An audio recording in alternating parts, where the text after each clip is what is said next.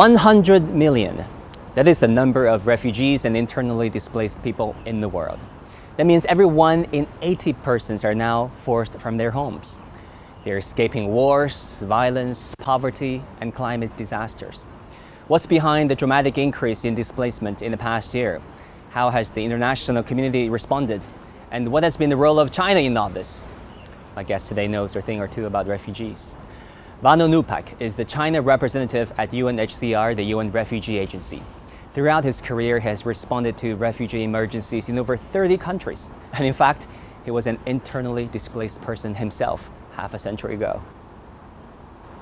So Vanno, actually you spent part of your childhood, or as a child you visited Beijing often, right? Yes, Tell us about it.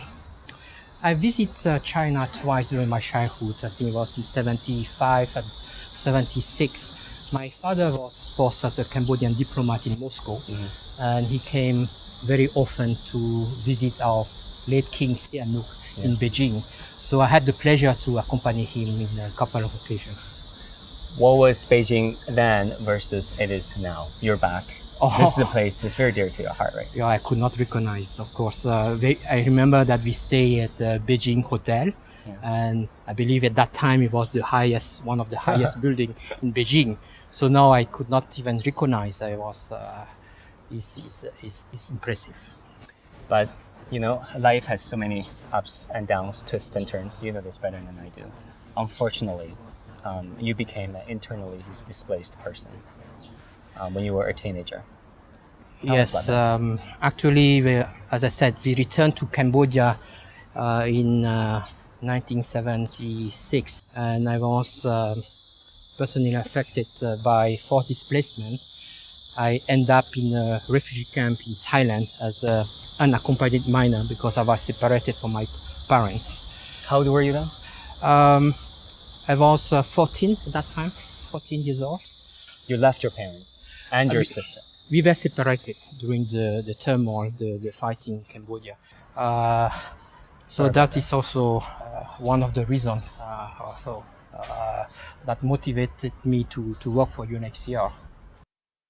I spent almost 30 years with UNHCR, and the major part of it I serve in emergency situation. I believe that dealing with emergency is extremely difficult, challenging, but it's also very rewarding. You see the result of your work. I feel like that I have made some difference in the life of some people. Vanno, as we speak, the number of forcibly displaced people, that includes both refugees, people crossing national borders, and internally displaced, crossed the 100 million mark. Did you ever anticipate this? How do you feel about this milestone personally? Well, somehow we anticipated. Probably not that fast. Just last year, UNHCR expressed extreme concern that the question now is not whether the number of forcibly displaced population will reach the milestone of 100 million, but when. Unfortunately, this year we have the answer. The when is now. I mean, when you think about the time it took to cross this 100 million mark, that is pretty remarkable, right? I mean, from last year until earlier month of this year, there is an increase of 10 million forcibly displaced people. Why is that?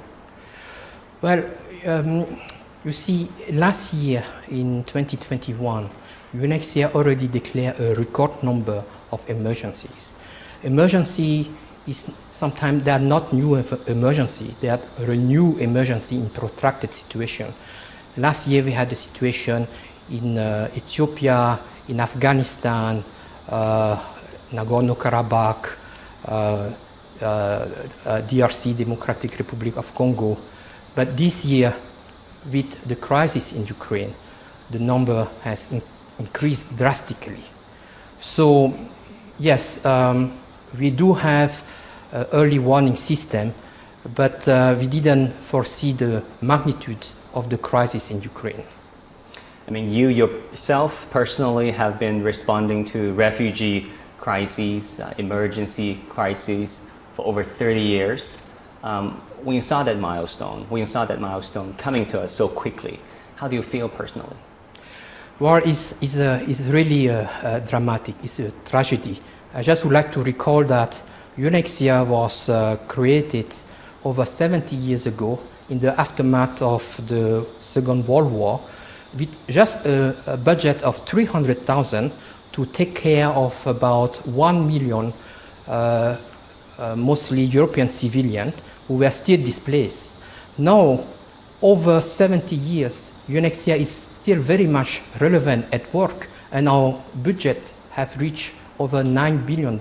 So it is a tragedy, and I think it's a wake-up call for all of us to take more action, because to reverse this trend, what we need is to resolve conflict, to address the root cause of the conflict. We need peace and stability. As we mark this unfortunate and tragic milestone, what do you think has been some of the most notable or perhaps alarming trend in the number of refugees and internally displaced? 100 million is the equivalent of almost 1% of the global population worldwide. This is even without counting the host community, the host country, that the movement, this forced movement have an impact on. It is true that we've seen a lot of solidarity, a lot of support, especially during the last crisis we had in Ukraine. But I would like to stress that humanitarian aid is just a palliative. It just alleviates the suffering of people. It's not a cure. What we need to reverse this movement is stability, peace, and development. That is also why we pay a lot of attention to the Global Development Initiative that was launched by China last year. Vanno, let's talk about Ukraine. Currently, according to the United Nations, there are 15 million people who have been forced from their homes, either crossing national borders to other countries like Poland or internally displaced. You've been working in Ukraine for many years. What is the best way to help people there? It is estimated inside Ukraine we have around 7 million internally displaced population and about 4 or 5 million that are displaced in neighboring countries. Inside Ukraine, UNHCR has already reached over 1.5 million with cash-based assistance, with provision of core relief items, blankets, kitchen sets, plastic mats, plastic sheeting. We also provide shelter material to make provisionary repair, also to prepare for the winter. But this is not enough. What is very important for us is to work very closely with local national actors to make sure that whatever we do is also complementing and is reinforcing the national system. So we also need long-term planning. We also need to think about winterization, that we may have a renewed tragedy. Again, provision of information is also extremely important. We do not have access everywhere inside Ukraine because of security, safety reasons. There are certain areas that we do not have access yet. But we try to provide information to our people of concern to make sure that they can make most informed decision. Where to go, where to stay, what assistance are needed and are available, where, because it's not easy. Refugees, IDPs have to make decisions with imperfect information and sometimes do make mistakes. So we try to help also that way. I mean, talking about the different needs of refugees, I can only imagine they are varied and there are many, right? Some refugees want to go to another country, not knowing what their destination would be or whether they can, be granted their asylum-seeking applications. On other cases, they want to return home, but they really are not sure if they can do so. Some are simply confused. How does UNHCR cater to the various needs of refugees? Well, in general, we have three what we call long-term solutions. And we try to make sure that we can achieve this long-term solution, or we have the base to achieve this long-term solution from the beginning. So first is, of course, voluntary return, sustainable return when it's possible. Second is local integration, even if it's temporary. And third is resettlement somewhere else safer. So we have these three durable solutions. What is important for us is to make sure that our refugees know that they are accompanied, they have the information to make the right decision.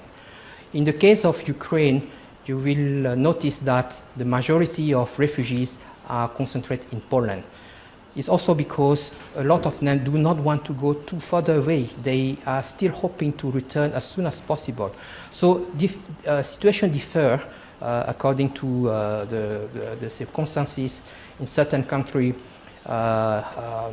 people try to move away as far as possible. So it's really different. I mean, for refugees, the situation can be harsher and harder than many would imagine, right?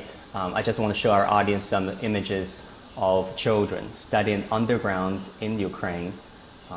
They're studying or trying to pretend to be studying while airstrikes go on above their heads. Talk to us about the mental health challenges, the emotional challenges a refugee or refugees face in a war situation or in a situation where they have to make great efforts to continue their life.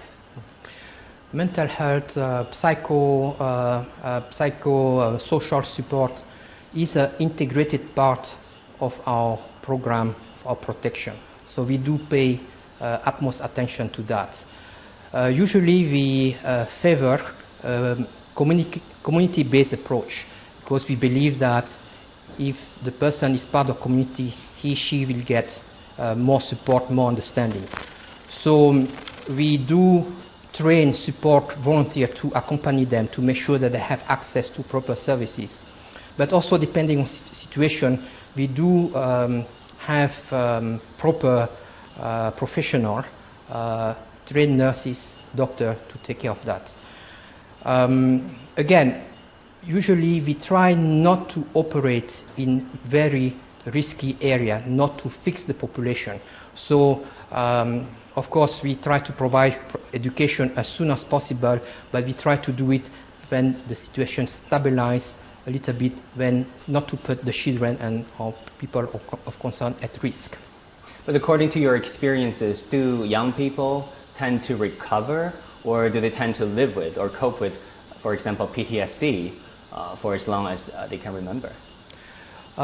It is extremely difficult. Sometimes you will not see the impact after many years.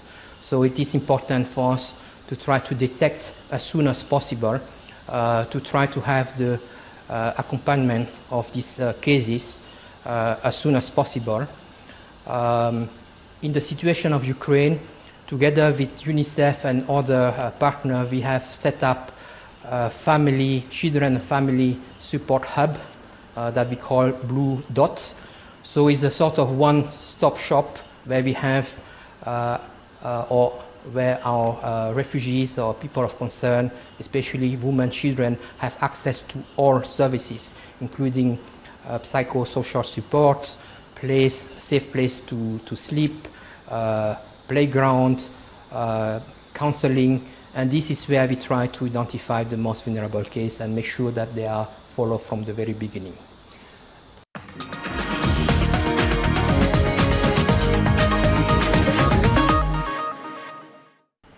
So Vanno, I want to show you this video. Unfortunately, this teenager was a refugee, but fortunately, she was helped by your agency.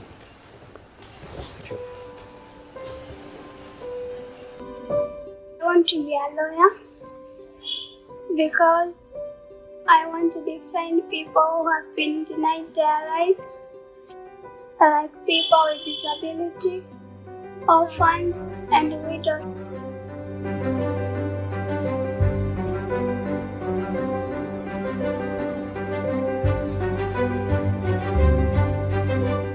Growing up in campus, I felt loved So even the people who are caring, even the community.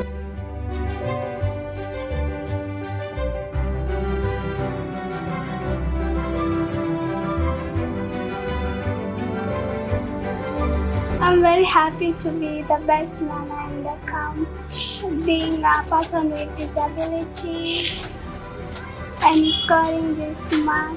So I'm very happy. Yes, very touching. I think I know the story of this young How do you child. feel? Relief?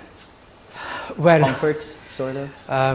at least she has access to some services, but I've seen so many times children or adults with disabilities in emergency situations, and they are the ones who suffer most if they're not being taken care of. So these people have specific needs. It's not a homogeneous group. They also have their own ability to contribute to the society. So it is very important that we take care, and again, it's our utmost priority. We have issued some guidance that we put together with some specialized agency dealing with disabilities to make sure that they are integrated in the society, but they have access to the best services. Sometimes what we call the positive discrimination might not even help. Like, What is that?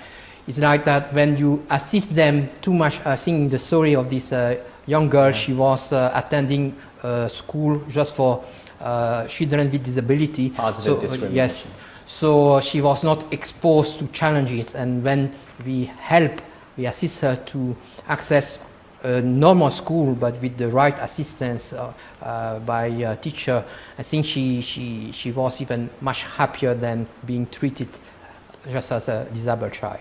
So we do need this expertise. We do provide this expertise also to our social workers and implementing partners to make sure that we have the right approach. Again, tradition, culture is very different from one country to another, so we make sure that we take care into account as well. Mm-hmm. I want to talk about another very important issue, Vanno, that is climate change. According to one estimate, actually this number really shocked me. The number of climate-triggered refugees and internally displaced people could hit 200 million by 2050, according to one estimate. How is UNHCR responding to climate-related refugee crises? Well, our refugees, our people of concern, are in the front line of the emergency, climate emergency. A lot of our persons of concern are living in countries where prone to climate emergency. For example, Bangladesh, Cox's Bazar is hit almost every year by cyclone. And also our intervention, when we provide assistance, we realize and we are very aware that we do cause some damage to the environment. That is why last year UNHCR launched a new strategy for climate sustainability and environment friendly. So we make sure now that during the phase of planning, during the phase of implementation, we take all these environment issues into account. We make sure also that our supply chain is greener. We are ready to invest more money, even if we buy more expensive core relief items, but we want to make sure that they are made of recycled items, that the community know how to use them, how to dispose them.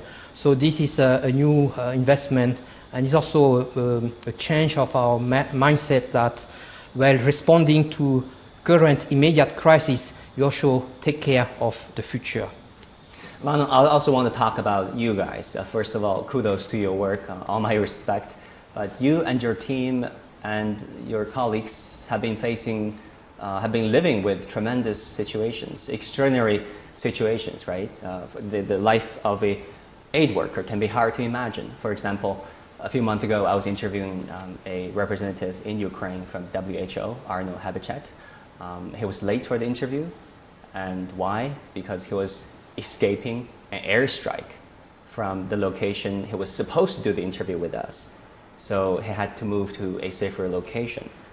Talk to us about the challenges aid workers like you and your team face on a daily basis. Well, they're absolutely no risk situation. We do take care of our staff. We do take safety of our staff very seriously. But as I said, there's no zero risk situation. Unlike ICRC, we are not supposed to be directly in the front line facing bullets. But sometimes it's extremely difficult to plan. I found myself in several occasions in the same situation, in the same location in Ukraine. Oh, really? Talk to us about it. What was the most dangerous one? Well, in 2014, I was crossing from government control area to non-government control area, the line of contact from Ukraine to the Donbass. So there were rockets flying overhead, although we have informed the different party about our crossing. But sometimes it's difficult to say. You have this large-scale military operation. At least we do have contact with the different parties. But you know, in Africa, we found ourselves stopped by child soldiers, high on drugs. Wow. So sometimes it's even more risky than the shelling and the bombing. Straight out of a movie scene. Yes, exactly. And unfortunately, we do have casualties. I've lost many colleagues and friends in East Timor, in Congo. So this is something that we have to face.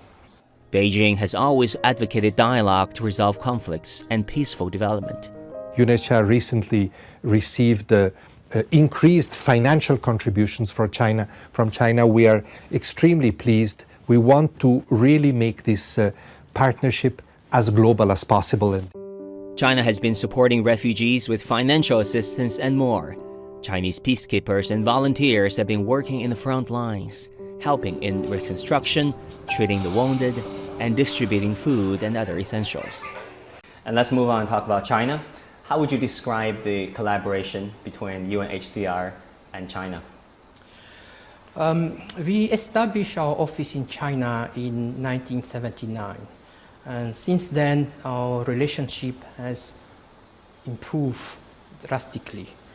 We do really appreciate China's call for addressing the root cause of displacement. We do really value China's support to our global compact on refugees. We do value China's call and support to UNHCR leading refugees emergency. We also appreciate very much China's direct contribution, voluntary contribution, but also a larger initiative like the South-South Cooperation Assistance Fund. We have a few ongoing projects in Tanzania, South Sudan, Uganda, Afghanistan. We have more projects in the pipeline, and we hope that in the future we get even more support from China, especially for underfunded operation. But it's not only about financial assistance, it's also about exchange of know-how, technology. We are collaborating with universities, with the China Academy of Science, and we see a great potential for further collaboration. Talking about funding and engaging stakeholders, apparently the more the merrier. We know that UNHCR China office engages the private sector of China. Talk to us about that engagement. Well, private sector in general is extremely important for UNHCR. Private sector usually provide us with more flexible funding, not earmarked, which is extremely useful for us to respond to emergency situation, because emergencies is not easy to plan in advance what kind of assistance. So this flexibility is provided by the private sector. We just started a few years ago, but already I'm extremely happy to see a growing number of private companies supporting UNHCR with funding, in-kind donation, But also we hope that in the future we can have more inputs in terms of innovation, technology to provide for more affordable, clean energy. Finally, I suppose there's a whole lot of audience here in China and around the world watching this interview, watching our program. Do you want to say something to them when it comes to the importance of the work of helping refugees or internally displaced? Well, as I say, this 100 million milestone is not is a tragedy. It's probably only 1% of the global population. But behind this number of 100 million, there are as many tragedies, as many disrupted life, home lost. And refugees sometimes pay a heavy price. There's a lot of politicization. They are the victims, they are not the culprit. So I would appeal for compassion. I would appeal that people try to understand their plight. And no refugees want to stay refugees forever. Everyone try to return home as soon as possible. I think the first thing, sometimes they escape without almost nothing, but a lot of them do take their key, the key of their house with them, because they are hoping to return home as soon as possible. Actually, Vanno, Beijing was, like you said, the place where you had last great memories with your parents. Now coming back as the chief representative for UNHCR, how does all this make you feel? I've undertaken several emergency missions in Asia, but I've never been post in Asia. And I'm so glad that it is in China, in Beijing, because I associated Beijing, China with a lot of childhood memories with my parents. My wife has some Chinese roots, I believe. We always wanted our children to learn Chinese, so it is really wonderful. I'm so glad that I have the opportunity to be the UNHCR representative in China. It is a somber occasion as we mark the tragic milestone of 100 million people who have been forced from their homes. As governments scramble for power and prestige, perhaps they could also spare a thought for the forcefully displaced.